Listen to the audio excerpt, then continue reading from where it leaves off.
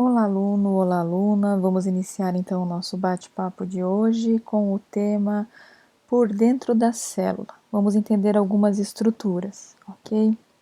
Então, para uma cidade funcionar corretamente, é necessário que a distribuição de alimentos, o sistema de transporte, o fornecimento de energia, a remoção do lixo, o sistema de saúde e muitos outros serviços estejam em harmonia. Algo semelhante ocorre com a célula, e ela é formada por diversas partes, né, que funcionam em conjunto e a mantém viva, tá?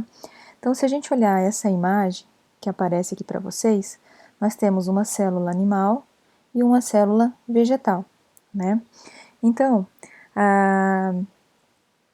temos que lembrar que as células são microscópicas, perfeito? Então, isso aqui é um desenho esquemático para a gente poder tentar entender aí o que nós encontramos dentro dessas células, né? Nas representações, uma parte das células foi cortada, né, para mostrar o seu interior, por isso que a imagem está nesse sentido, né?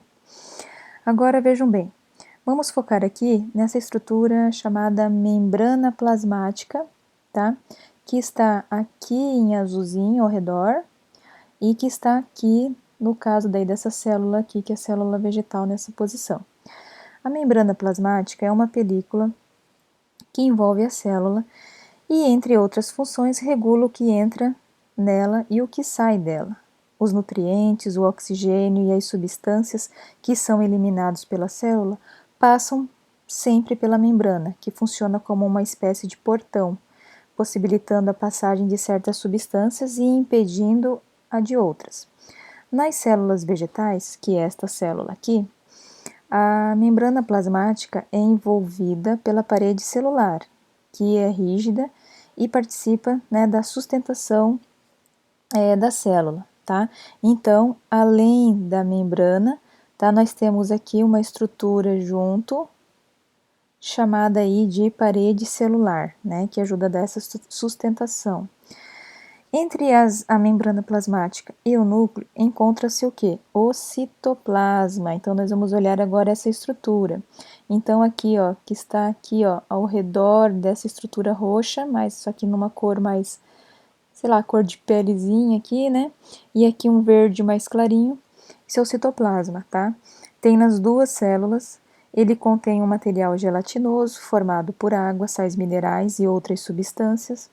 Nessa região ocorrem diversas transformações químicas fundamentais para a vida das células e dos organismos. Além disso, nele se encontram as organelas. Então, o que nós vemos aqui, aqui, né?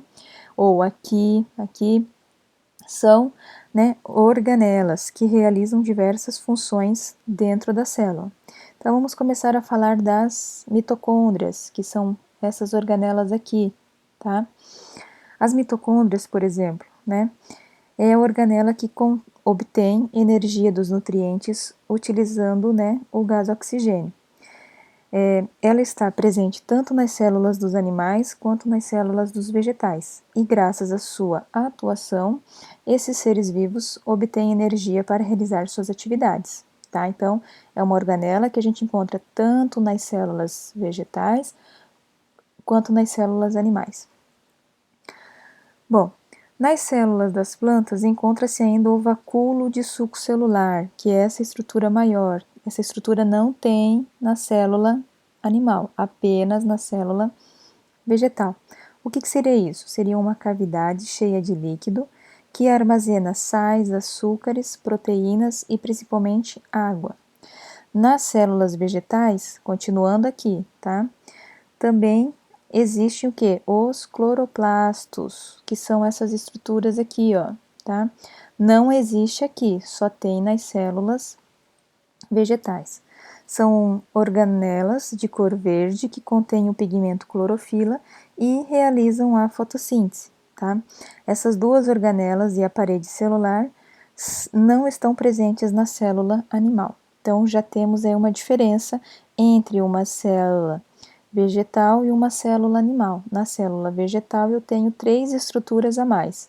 Eu tenho a parede celular, eu tenho então esse vacúolo e eu tenho o que? O cloroplasto, ok? dando continuidade, então, nós temos a região do núcleo, né? No núcleo, é uma espécie, então, de centro de controle. Então, aqui nós destacamos, ó, o núcleo da célula, tá? E é onde vai controlar as atividades da célula. É nesse compartimento que se encontra uma substância chamada ácido desoxirribonucleico, né? Um palavrão, mas é conhecido pela sigla DNA, tá? Então, o DNA nada mais é do que o nome, né, em sigla, né, desse ácido, que é o ácido desoxirribonucleico. Então, o DNA, que estrutura-se em fios microscópicos, que por sua vez organizam-se